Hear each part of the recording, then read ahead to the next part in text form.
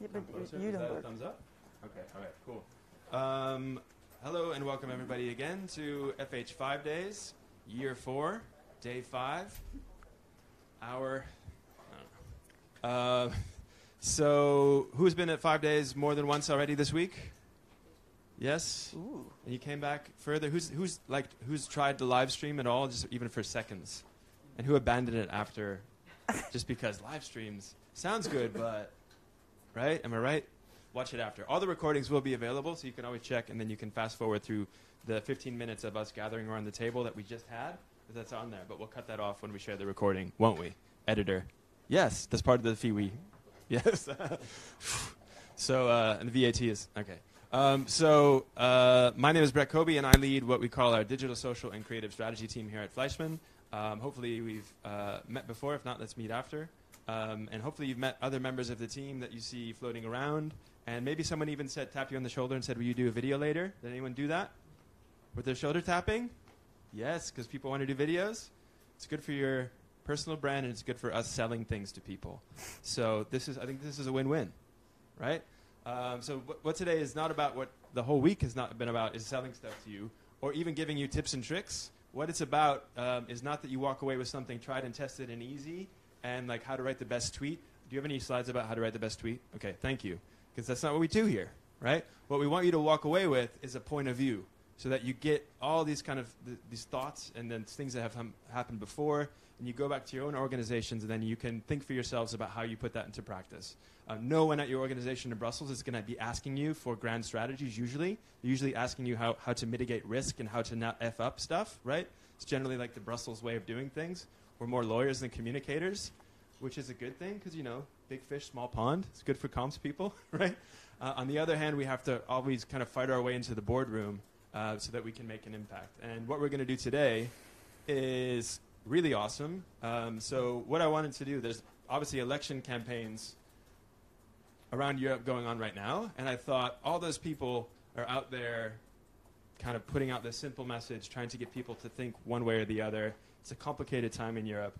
There must be something that we as lobbyists, who calls themselves a lobbyist on the live stream? Oh, okay. Two. So okay, just so you know, here's my opinion. If you have an opinion and you're trying to get someone else to share that opinion, you're probably a lobbyist. Uh-oh, right? So, and that's okay. So what we have today, who we have today is a very special guest, and I'm really pleased that she agreed to do this. So Katrien van den Broek, in the American way, is a superstar communicator who has been with Guy Verhofstadt at the parliament, is now with Alexander De Croo, who's a Belgian Minister for Development Cooperation and a bunch of other stuff, right? So the spokesperson, ad interim, social media, everything, basically all the comms.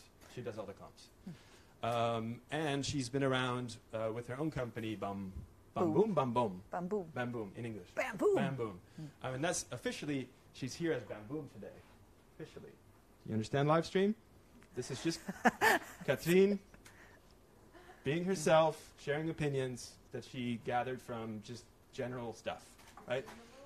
Right, yes. Yeah, it was a legal disclaimer. Yeah, it'll hold up. So, and so I know that she's out there training lots of liberal Democrats across Europe. And I said, Katrien, what are you telling all these people? Can you come give that presentation or at least a sanitized version of it to a crowd like this? And let's just see into the mind of what all these people are doing on the campaign trail and then figure out what we can learn from that, right? So what she's also kindly agreed to, can I just make a note that we coordinated our eyewear today? Yes. Yeah, we found that out last week. We thought, She got tunnel vision. that's really neat. So, and I said, just, give that presentation, and then do you mind if I just interrupt you at will to pull out takeaways that I think work in the lobbying world? And she said, Okay. okay. Really positive. Let's do it. So I'm probably not going to interrupt that much because it's a really kick-ass presentation. So I'm going to let her do her thing. I'm going to hand over to her. And then disclaimer up front from Alessio, our video man today. If you're going to talk, let me bring this to you. Otherwise, the live stream can't hear it. And if you can't hear me on the speakers right now, that's fine because there are no speakers here for you to hear me on. This is just for the live stream and the people watching at home. Hi, Mom. Because she was watching And she sent me a text, "We're so proud of you." And then I was like, tear. So over to Katrien van den Broek, with me interrupting at will. So here we go. Give me a hand for Katrien. Yeah? Thanks for coming. All right, so Brett already introduced me, but I just wanted to show you, this is me during my daily job. So basically, this guy is my boss, Minister of Finance and Development Cooperation, and this is us in the harbor in Benin, where we're checking what Belgium is doing, investing in this country. And basically, I'm following him around everywhere to make sure that online there's coverage of what he's doing. So basically, that's my daily job, and I used to be doing this for this guy. Oh, that's not very visible. I'm going to make it more visible. Carry on. So Guy Verhofstadt, and what we're doing here is, when I left, I was always begging him to do Facebook Lives, and when I left, he gave me a Facebook Live as like a goodbye present. But you can see the agony in my eyes, because it wasn't very easy, and it's not easy to convince a 60-year-old to do a Facebook Live. Anyway, so long story short, I worked for him 7 years, and after that I founded my own company, Bamboom, and I've basically been training politicians, political parties, and companies all over the world to how to use social media, because that's basically my strong point. So Brett and I agreed that I would not customize my presentation, which I normally do, to my audience, and I tell you what you want to hear. So I will not tell you what you want to hear. I will tell what I normally tell my liberal friends at liberal parties or my clients. And to take you there, I first want to tell you a story of disruption with this guy. So Guy Verhofstadt, when I started working for him, he was just prime minister off. So what happens if you're prime minister? Any politician, as we know them, are obsessed with media. First thing any politician will do, or a good politician in the morning, is read the press coverage that they get from their loyal servants. And so press is what they're all about. Yeah, it's basically an obsession. And when this guy was a prime minister, it's very easy to get into the press. You just ring up a journalist and say, "Hey, I got a good story," and the journalist says, "Of course, it's going to be on page #1." When he came to the European Parliament, that was of course not the matter anymore. I don't know if any of you read local newspapers, but to look for an article about the European Parliament, you really have to like go through the newspaper. So that was also his problem. And we tried as his team to get around it by offering him social media. So whenever we were going somewhere, we were making videos, making pictures, putting it on Facebook, putting it on Twitter. And the numbers were growing, but he didn't really like it. This is a meme I made back then, showing my frustration that I had in the office, with his frustration with us doing all these social media things. And he wanted real press. He didn't want this social media shit. Until the glorious thing happened, we went viral. We had 7 million views for the speech he gave in the European Parliament against Tsipras. I don't know, anybody saw it? Yeah, exactly. Okay, 7 million people saw it. And on Facebook, it exploded. His profile exploded. We had 5.6 million views back then. I even wrote to Facebook saying, "Listen, guys, this is the first pro-European, pan-European politician who got so many views as Obama." And they just wrote me back, "Oh, great." But anyway, so this was quite remarkable. And I think this is the moment in time that Guy Verhofstadt also realized the benefit of this new media and social media, because you have all these people liking and sharing, and things travel fast. I checked his profile 2 weeks ago. He gave a speech. I don't know if anybody of you saw it, but again, it had like 1.7 million views. So even though that we've all seen Facebook reach declining, he's still going strong on these new media. So he's totally in favor of it now, and he actually mentions it in speeches, which makes me proud. But so the point that I'm getting to is the good news of these new media, because we have all these apps, WhatsApp, Facebook, Instagram, websites, whatever. They have huge benefits for anybody who's into comms, because you can make your own story and you can put your own frame.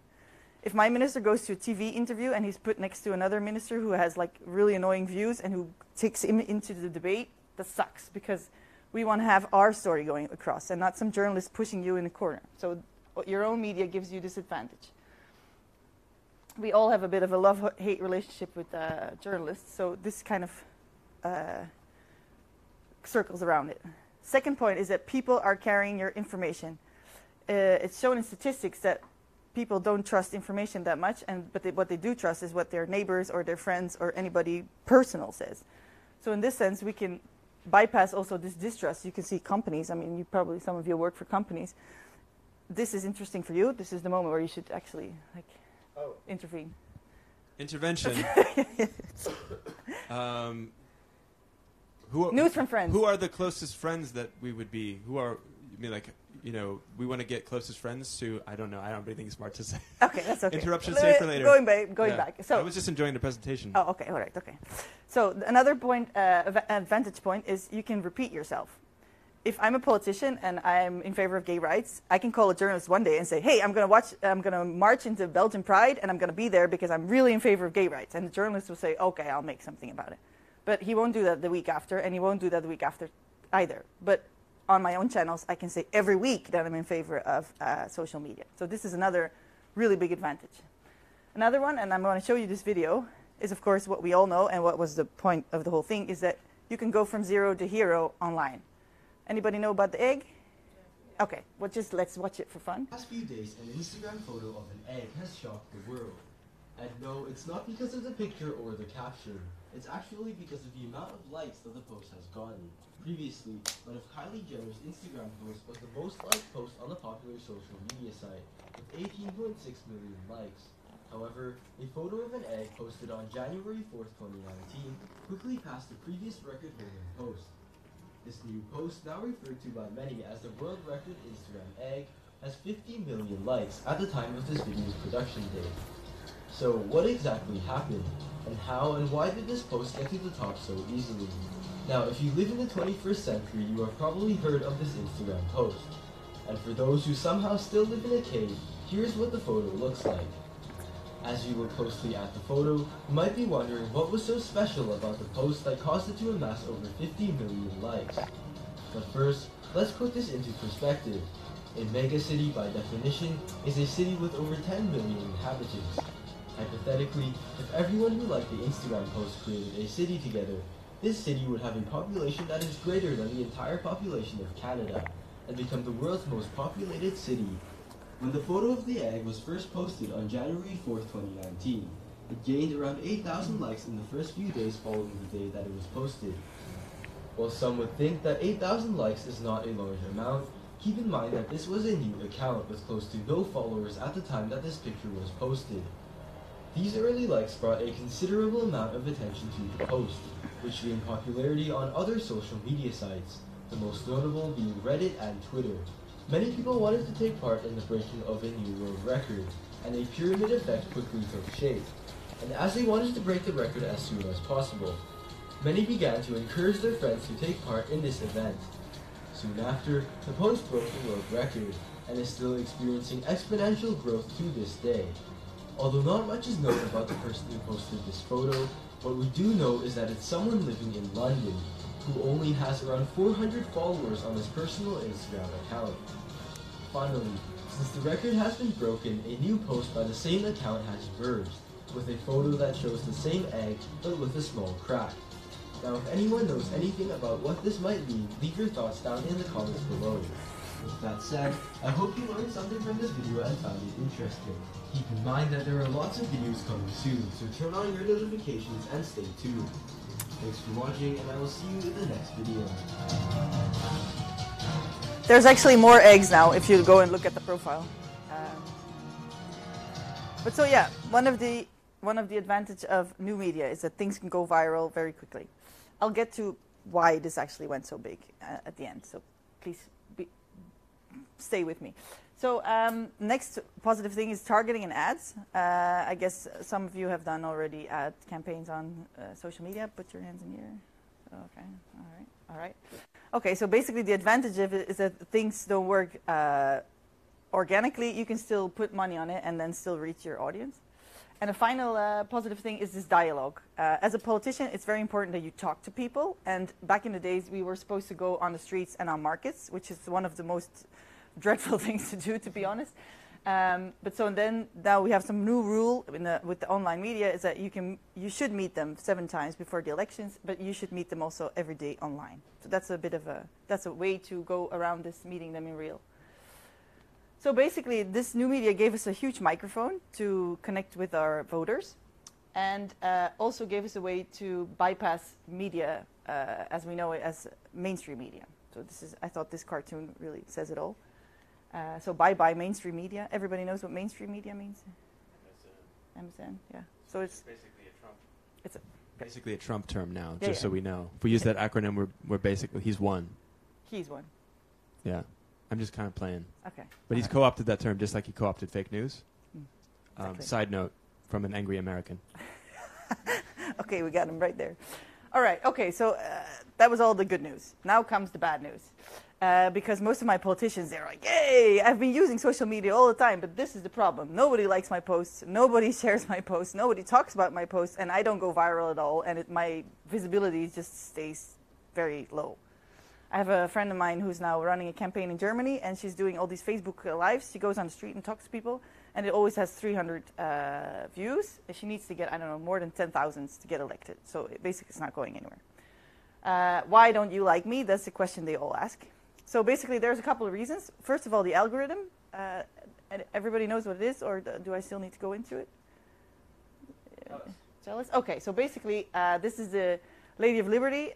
This is 125 meters long, and basically, that's supposed to be the length that we scroll every day on our phones. Everybody's uploading so much stuff. There's so much out there. So Facebook or Instagram or whatever, they need to make a selection for us what we see. And this selection is done by the algorithm. There's like loads of stories about the algorithm, about what makes your post travel. And it's like the Coca-Cola recipe. Nobody really knows what it's about. We can only guess. And the closest estimates we have, we once saw in the liberal parties, we saw some kind of Excel sheet which I couldn't share. But anyway, but the closest that it comes is that engagement makes your post travel faster. So if people react to it, respond to it, comment on it, comment on it, or send this message via Messenger, so not on Facebook sharing it, but sharing it via Messenger, these things all make the algorithm work so your post spreads further. Another part why nobody sees you is because social media and Facebook, for example, they're not an NGO. They don't do this for free. They want to earn money with your comms. You've also, it's not very visible, but you all saw Zuckerberg in the Senate explaining himself. We run ads. That's just basically their business model. Another reason why people don't actually share political posts is because we sell politics, not porn. Yeah, that's what I always try to tell them. People are not really interested in politics. Only 12% says that they're interested in seeing politics on their newsfeed. What they are interested in, what my friends are doing, what's happening, what's new. And the last bit of a scary one is they're just killing time. They're waiting for the bus. I mean, why do you use social media, for example? You're just bored, no? You're bored and scrolling. Can you just say because I'm bored into the microphone? Because I'm bored? Because Thank I'm you. bored. Okay, so basically, most of the time, they don't want to see our political messages. Plus, I don't know, anybody of you watching your Instagram feed, it must have happened already that a WhatsApp message comes in. So you're scrolling, and then suddenly WhatsApp comes in, and you go to WhatsApp, and then WhatsApp, and then an email pops in. Whoop. So basically, with these new phones, it's going to get even worse because you can get all these things next to each other. But we are very distracted. There's like an attention war going on. So we need to get people to stay with us. And then if you see something like this, which is a post of a prime minister meeting some other prime minister, I mean, but it's boring, you know. I mean, you're distracted. You're just going to scroll on, and you're gone. So that's basically, you're gone. So that's why when I go and I train these politicians, I always say, okay, forget what you've been doing, stop doing what you're doing, and let's just see what works on social media. Because why would you use a format and then try to impose whatever you want on it? So let's see what works. First thing that works is, as Brett already said, zero nuance and simplicity. I'm not saying I like this, just for the record, online also. This is just what it is. Can I just echo zero nuance? I think that's new. I mean, as stated that way, I really like that. So I think we should all remember that is a takeaway for all of us. No one cares about the nuance. Like, if it's more complicated, it's just seriously, no one cares. They're gone. Right? So zero nuance. That's like my new life's motto. Oh, okay. Yeah. Hold on, but but Carrie, I know you don't like it, but maybe things get more complicated. But so, for example, these kind of things like America is winning. There's no nuance to it. We're winning. It doesn't have to be true or whatever, but it's going to be shared like loads of time. Another thing that works is an enemy. Why? Because people can get angry about it. So, for example, you got Nigel Farage and Guy Verhofstadt. They were always posting on each other how they didn't like each other. Well, these posts were always bingo. Controversy also works. The most popular politician in my from where I come from, this is Theo Franke, is extremely controversial on social media. Whatever he says will upset somebody. And he's got 200,000 followers, I think, and he has a mega reach. So, I mean, he figured it out. Now, why is this? Why all this? There's something in our brains which is called the negativity bias. Does anybody know what that means? So, yeah, somebody's nodding. So basically, it means that if something negative happens, your emotions towards it will be much stronger than if something positive happens. So, but that's why if you read the comments under a newspaper post, for example, you see all these people being so negative, and you wonder why. Why? Because these negative feelings, they make you type something. Positive feelings will make you probably just like, oh, okay. So this is negativity bias. So, okay, then we're positive parties, yeah, liberal parties. So then when I get to this point of the presentation, they all get like, oh, but we can't do that because we're positive parties. We're not going to do this enemy controversy. So I say, okay, fine. There's also positive things that work. Babies and animals. And that's when they probably get angry too, but it's true. And it's been used. For example, this one, I don't know. Anybody seen this video? Okay, well, it's one of the most viewed videos. But so, these kind of things, they work.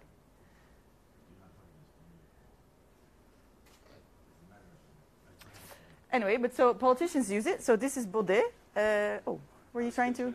Oh, okay. Oh. Okay. So everybody knows Baudet is the politician that just won the elections in the Netherlands. I mean, he made a tremendous victory. And actually, if you scroll down his Instagram post, there are lots of dogs and animals. And then here's Trudeau with a baby. Oh, how cute. So these things do work. Another thing that works is hypes. Who's wearing colored socks today? Oh, I see one there. Exactly. This is kind of a hype. Who else? Jacques? No? Yeah, you are. Today too? Okay, see. Every day. Okay, so these kind of things are also, these are hype. So basically what my minister did on International Gay against, National Day in favor of gay rights, he was wearing these socks and we made a post about it. And boom, there he went. So these things always work. What's hot and happening works. I mean, all of you have been in Brussels for the last month, so you've seen that the climate marchers are in the street. If you do something with these kind of topics, definitely will grow your reach. Did anybody wear 2 different socks 2 weeks ago on World Down Syndrome Day? Okay, in Flanders this was really big. And basically every politician now figured this out, and they were all wearing the different socks in different ways. And then Guy Verhofstadt was smart enough to make his own egg. So again, these kind of things, they're hot and happening, and if you surf on it on your social media, it will make your reach bigger, your visibility bigger, and that's the point of it all. So that's why I always tell my my politicians, yes, you have your own calendar and your own things that are happening, but at the same time, things are happening in the world, and you might as well tap into those sometimes to make your point, but just to make your content travel further. And then a little side note. If you look at the trends map in Europe, does anybody know what trends map is? It's a website where you can see which hashtag is trending. You will see that all these things in Europe are different. Yeah, it's very unlikely that something in Europe will be trending all over. So that's why I always say politics is also very local. So whoever you're lobbying, this is where you're supposed to come in, but so whoever you're lobbying, You're doing just fine. take into consideration that politicians are working on local levels with things that are trending locally. Another thing that always works is influencers. I have 2 silly examples just to show you that even the high and mighty use it. So here's Trump with Kim Kardashian, and Hillary Clinton with Britney Spears. So we know who won, but so they were both using influencers to make their content travel faster. Humor also works. I don't know if anybody saw this one. My favorite from Guy Verhofstadt also. And then another one, and this is also when the politicians, they start getting angry. Sex also sells, but it's true. And actually, loads of our politicians are already using it. I'm showing you now one of the Dutch liberals and another German liberal. So we're actually already using it. And then the Thierry Baudet guy I was just talking about, he did even something more, and he did this one. And this basically was the start of his amounts of followers. This is true. This is when his amount of followers were going up. So whatever works also is odd stuff. But this one here, because I thought it's quite cute. So it's a baby head and a kiwi. And here's a Guy Verhofstadt one, that the Queen is still inspired by Europe. So it's quite funny too. And what else works is corny. So we have Justin Trudeau here holding a child and Obama playing with a child. These things also work on social media. And the final one, leadership. I put this one here from Michelle Obama, which I thought was quite nice. So, okay, so then I tell this to my politicians, and they're like, oh, but I'm not going to put my gym pictures on Instagram, and I don't want to use my children for my Instagram feeds. And I'm like, okay. But think about this. So this is hamburger communication. So our political message is right here, and then we squeeze it within something that works. So, for example, Guy Verhofstadt, we were being attacked that he was a Russian spy, so we made a funny animated, like a version of him being James Bond, and we made a tweet about it, which was political. So we did hamburger, put it between, so it's snackable for your audience. A reason why all these things work is because System 1 and System 2. Has anybody read that book?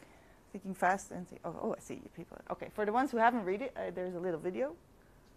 If it works. No?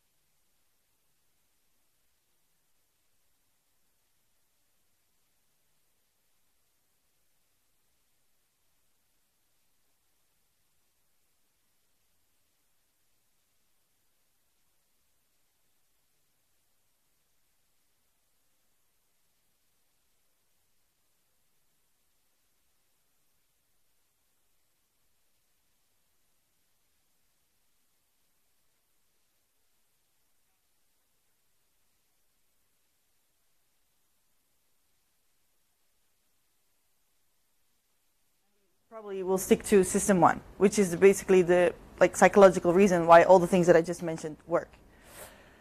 Now, whether I approve to all this, I mean, this is a different point. We don't go to the philosophical discussion about this.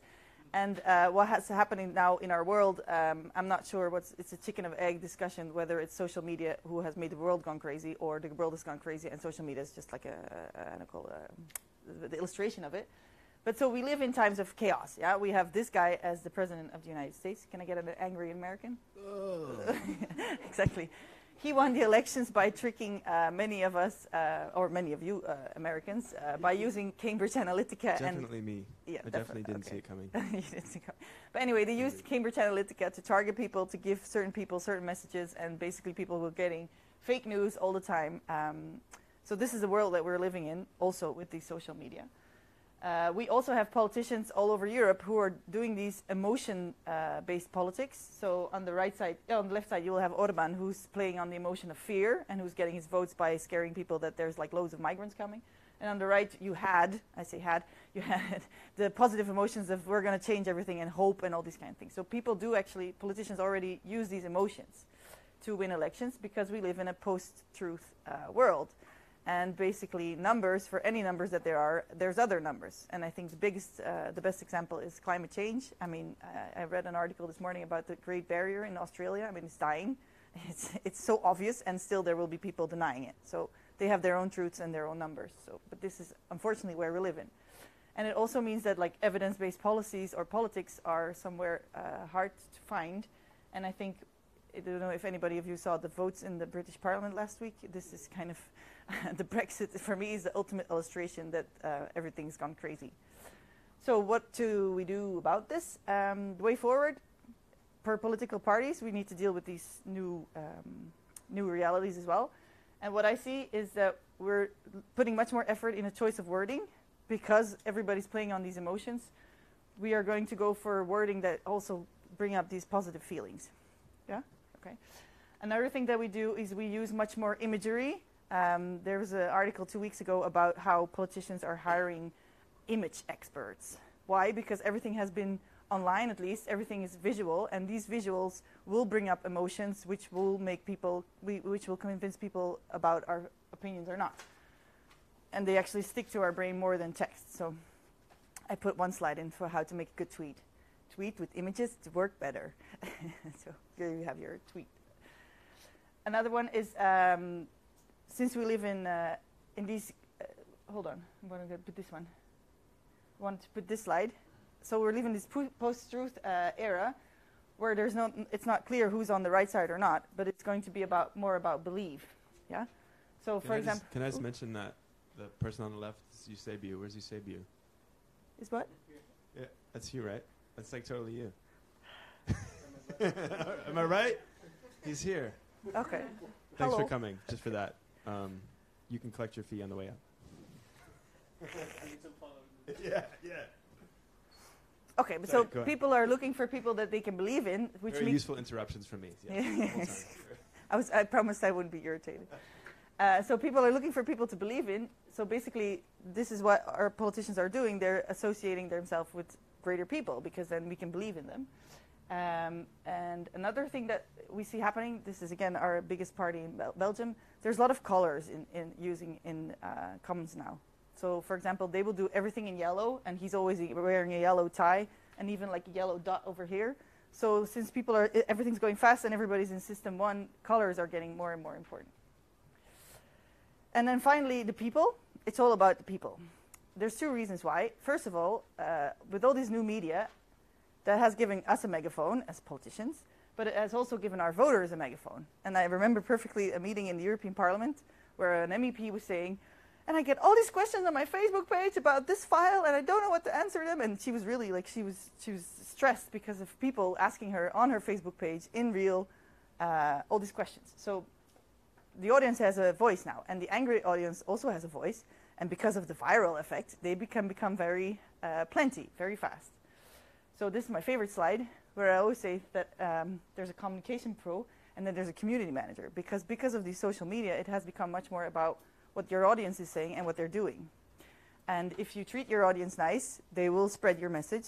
And what happens with you if they start getting angry? That's why customer support is putting so much technology into customer support via social media and AI, because that's where the magic happens. If they're happy, if you can convert them to being happy on your channels.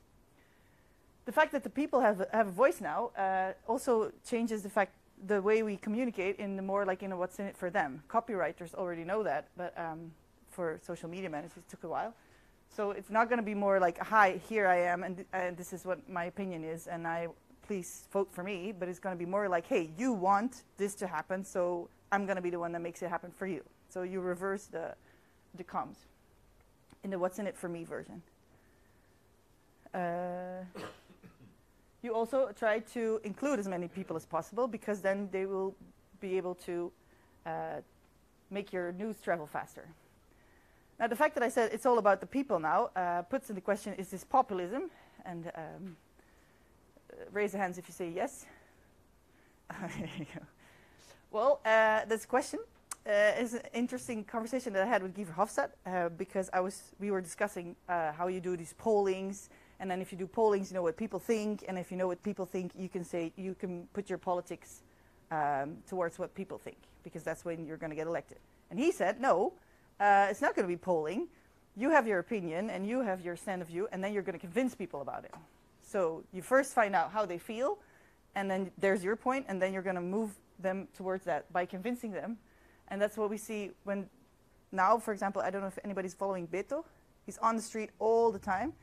He's convincing people. And if I see our opponents in the Flemish elections, they're on the street. Every week they have a town hall, and this is also one of the reasons why Baudet won in Holland. He's out of the street all the time convincing people. So it's again more about them and convincing them.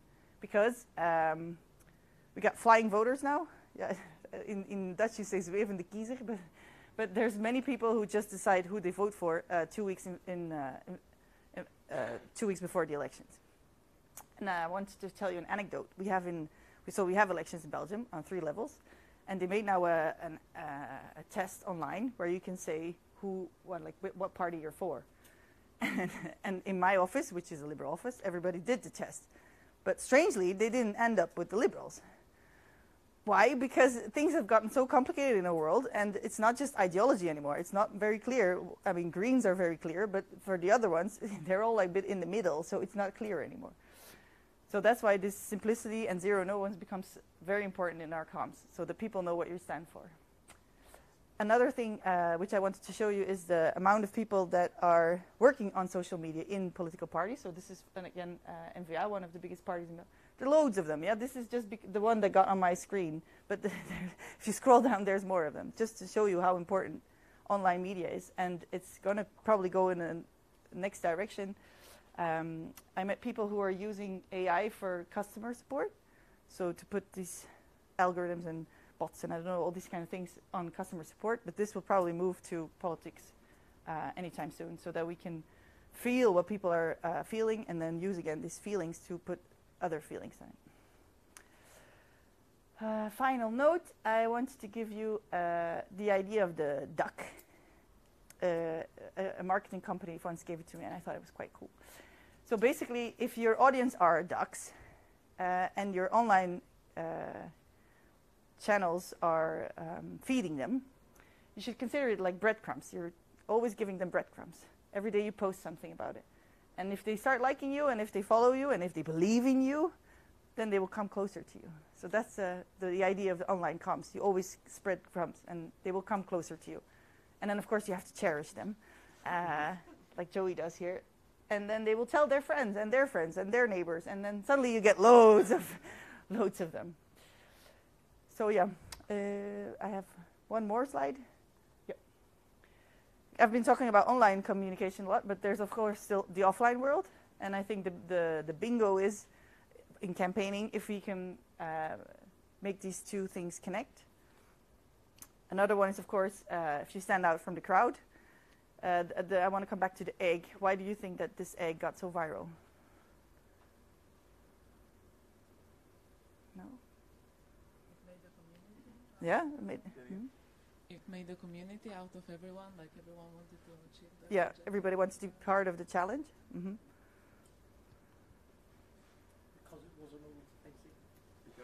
Because it wasn't all the things you mentioned before, a baby, an animal. Yeah.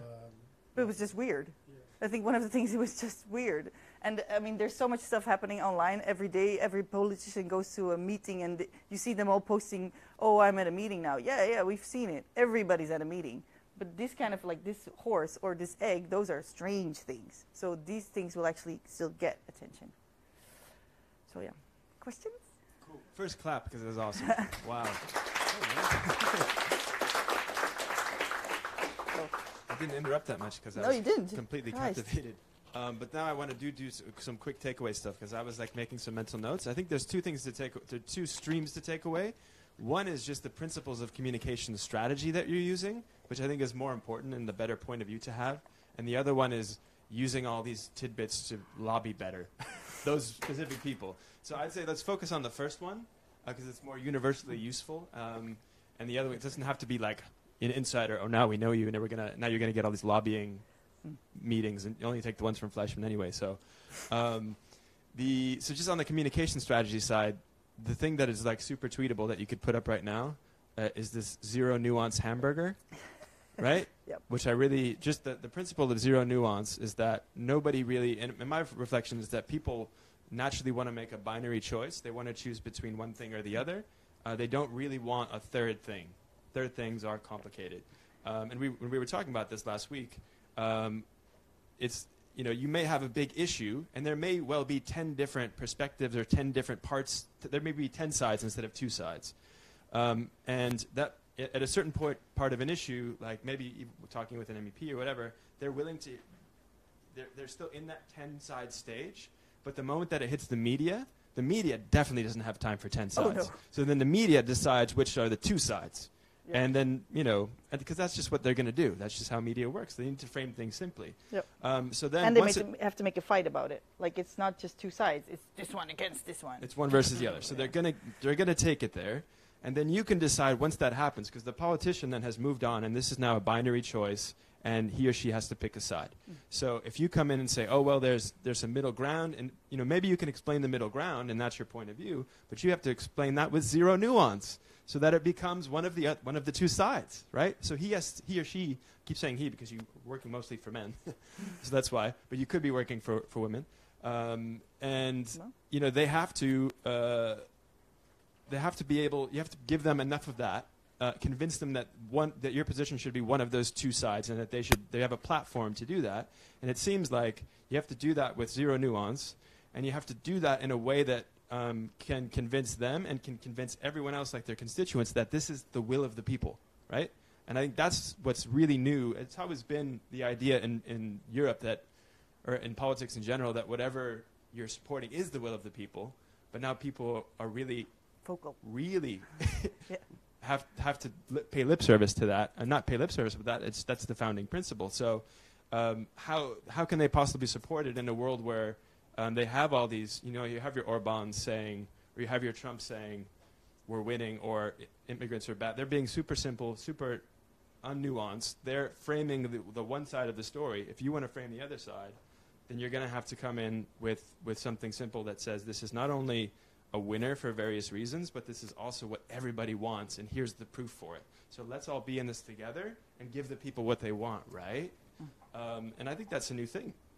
Another thing that I pulled out that we had talked about before is the use of influencers in a different way, right? So we showed some social influencers, some celebrities, but what we chatted about before is sometimes a politician actually sees quite an ally in business, and the right kind of personality who's being put forth. So like a CEO who has something to say and has a point of view. And has an audience. Followers. There we go. Audience. So what are they after? They're after all the good feels, right? So I always say that on the vanity scale, you have like politicians and journalists, and they're kind of vying to be the most vain.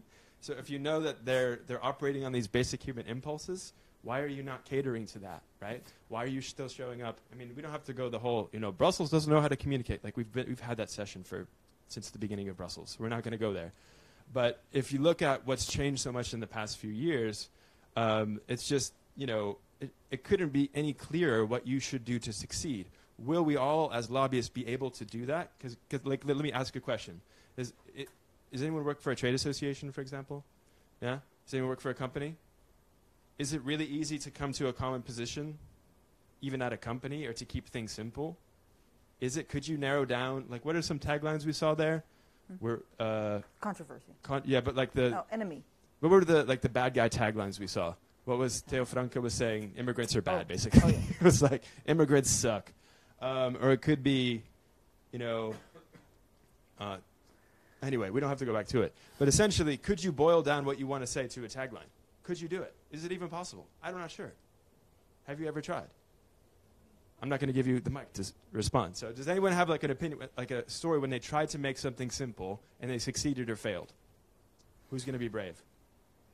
You can just talk about the success or failure part if you don't want to talk about the actual thing that you did. Claire, okay. I know that the one campaign can keep things simple. Going to make the cameraman work now. There's people over here too, Mom. So I'm Claire. I work for the One Campaign, an NGO fighting against extreme poverty. And actually, that's a question I wanted to put to you. What if things are not simple? My job is to make simple the MFF, so the Multi-Annual Financial Framework of the EU. So already, just there, it's complicated. Um, so we are trying to make the EU budget sexy for our audience, for our members, for our public.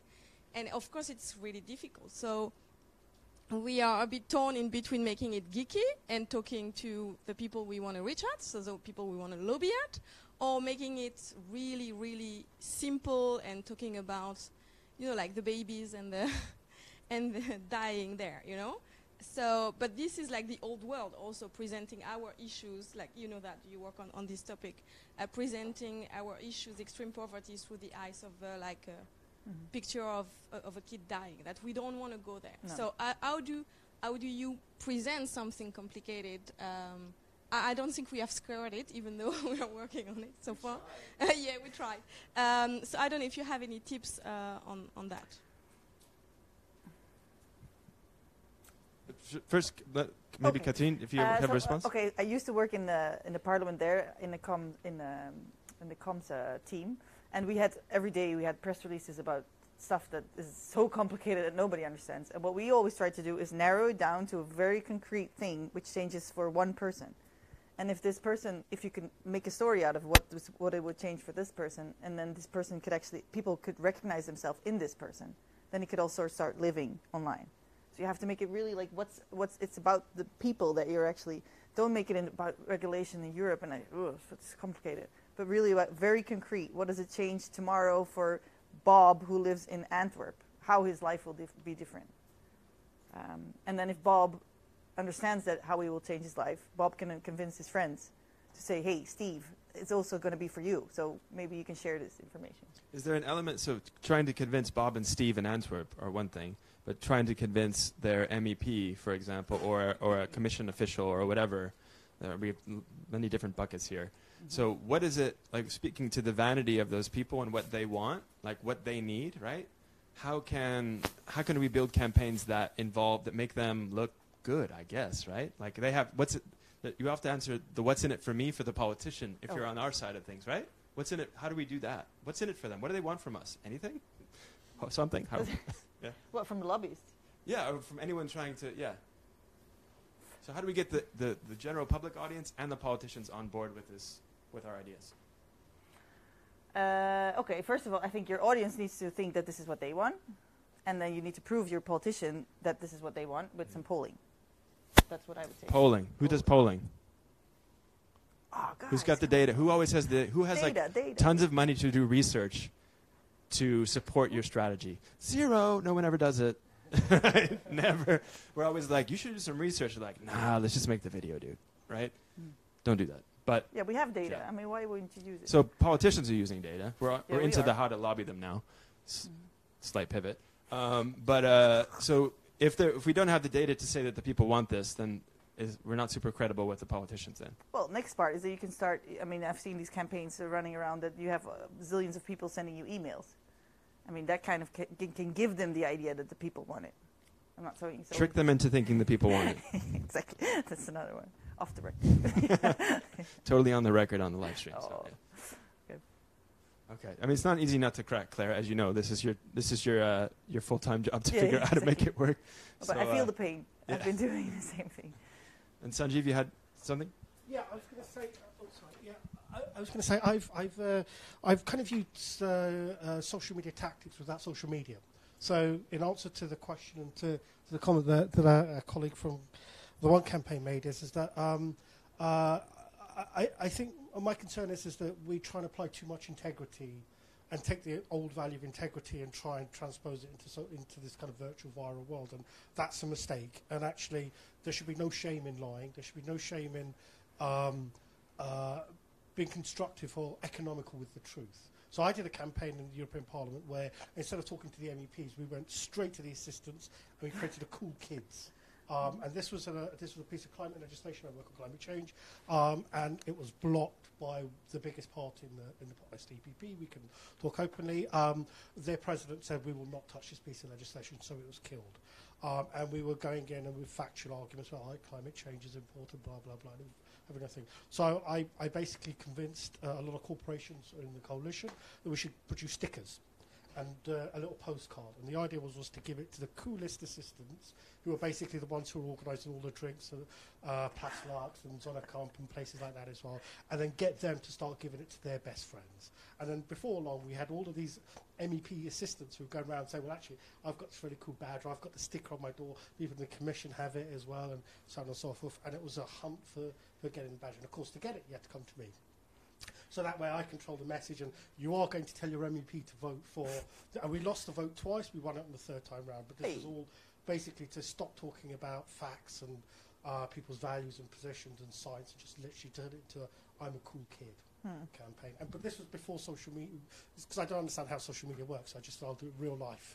But it's the same thing. You understand how humans work, Yeah. on or offline, which is that they are vain, Want to belong to something.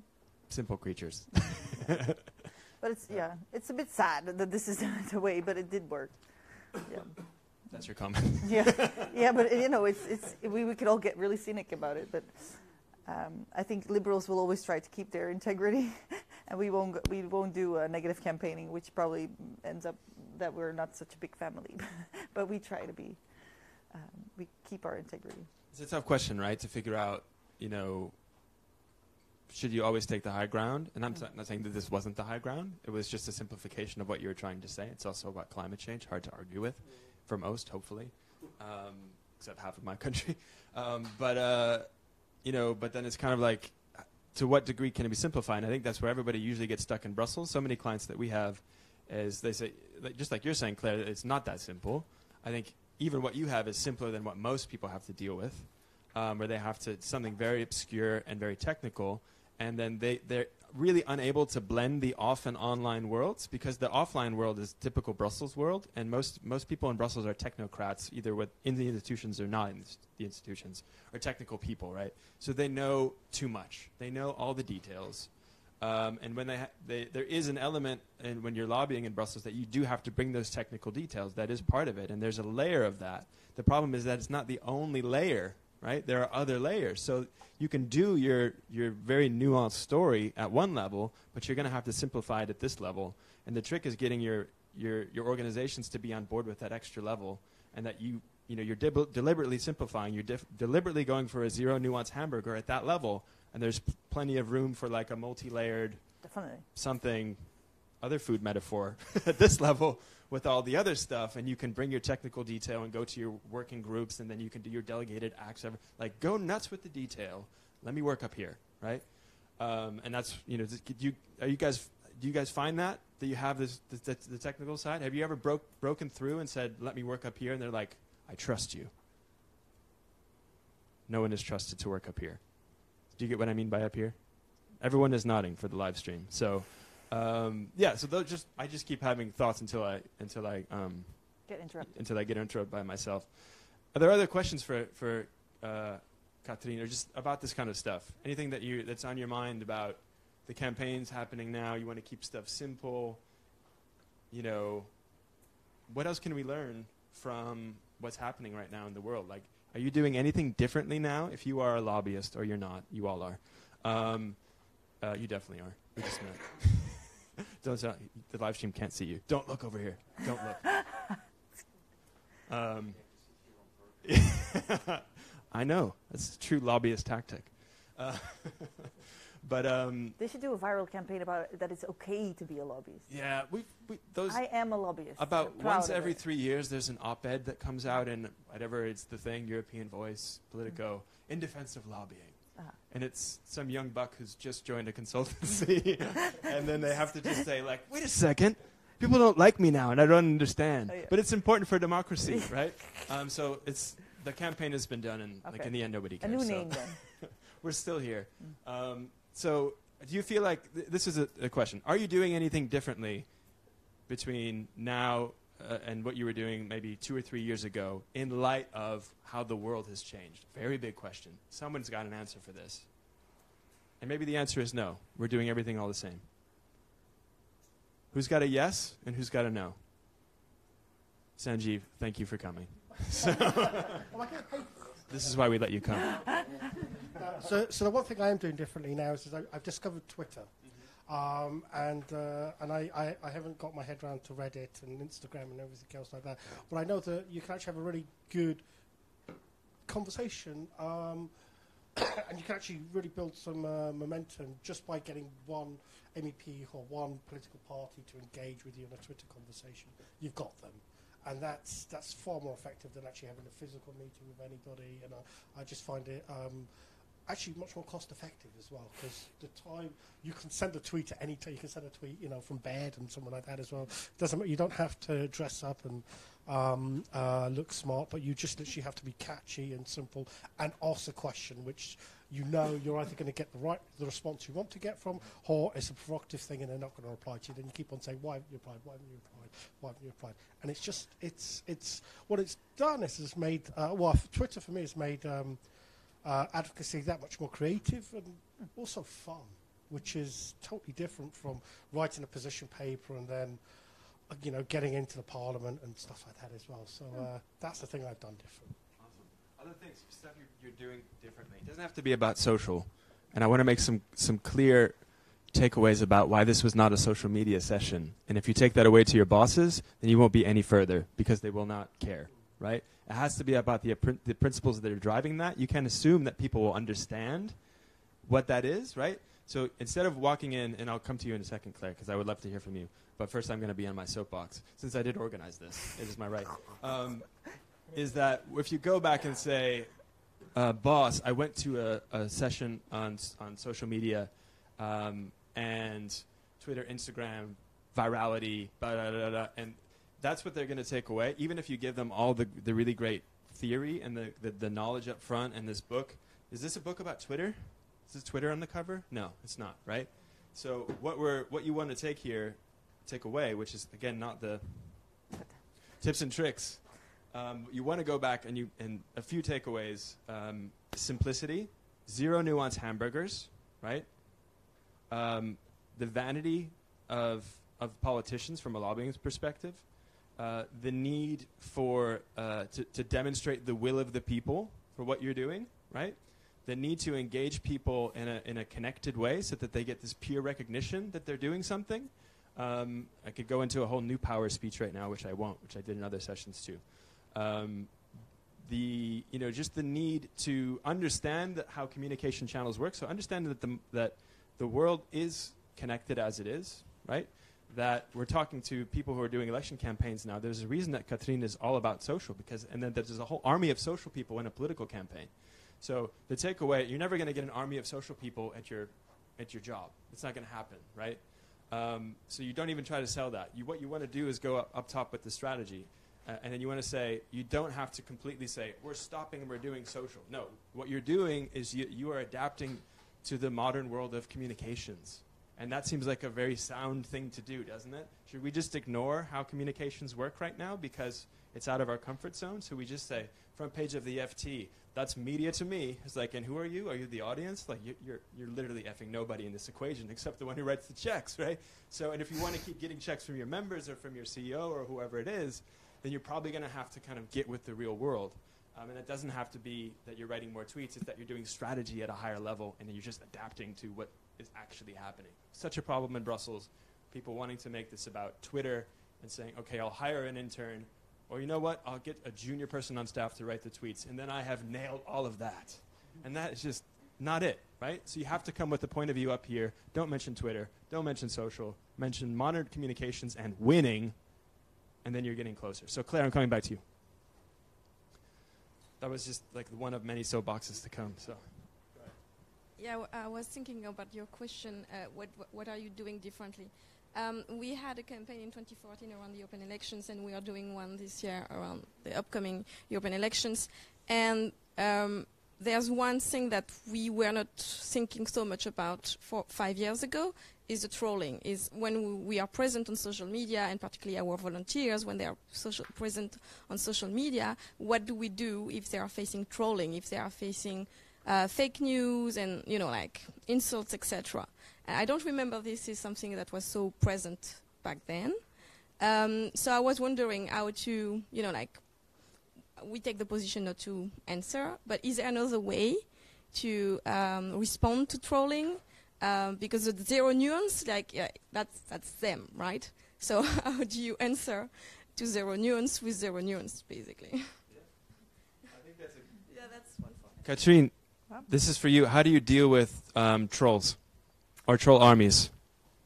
Good question. Are you the troll army yourself, or? She's not the troll army. Unless that is a viable tactic, and then yes. It is a viable tactic.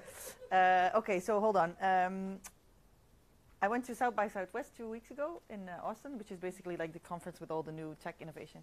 And there was Brené Brown. Does anybody know her? Yeah. She's very, very inspirational lady. And basically what she was saying that you shouldn't give any, so your energy is limited, just as the time that you have to use System 2. So you shouldn't put any energy in people that are just not worth taking the energy. And it sounds a bit like kumbaya and yoga, but I think it's true on Twitter as well, because I see politicians, one of our liberal ones is my favorite, and she goes online until midnight trying to convince people who are obviously trolls. So just put your time in your own story, in your own frame, and if this troll is a real person, then maybe you can spend time in it if they're not just in there to, ruin your mood. In our political equation, there's 2 political parties who have huge amount of trolls. They're fake profiles.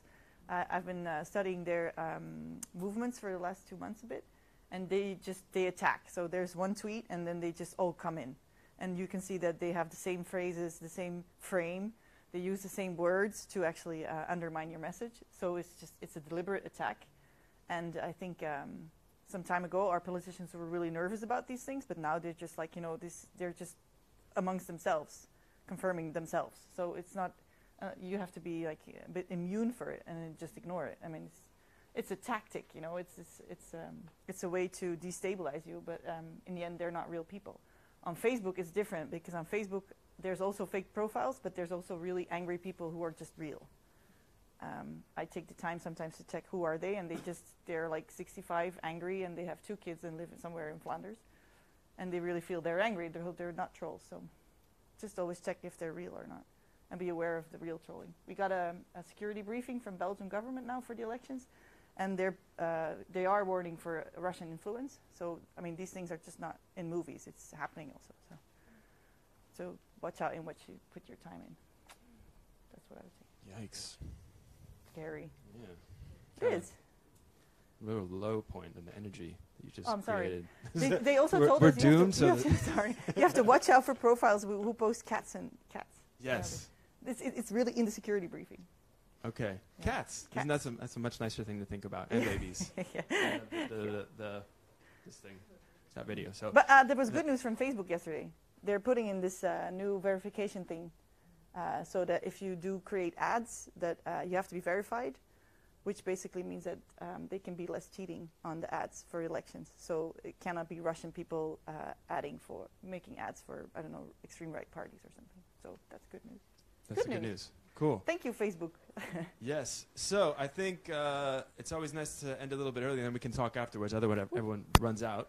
But I think there's really super clear takeaways for here, which I won't recap again. The big takeaway for me: zero nuance, or zero nuance hamburger. Nothing about Twitter. Nothing about Instagram. Keep it simple. Give the politicians, make sure what you're supporting or what you're advocating for is what the people want, and that you can prove it. Use it, yeah. Final notes, final words from our featured speaker, Katrine. Oof, Wish us well on our Good journey. luck. Yeah, it's a hard world out there, but yeah. It's a hard world out there. Yeah, And good luck. That's it, and That's it. no. And if you need more advice, you can always find me on Twitter. Okay. There we the go. plug. All right. So thanks everybody for coming, and stick around and have a coffee or something. And that was that's like a wrap on 5 days. So this is FH 5 Days 2019, and we'll be back next year, same time, same room, maybe, with better carpet, hopefully. Thanks for coming, everybody.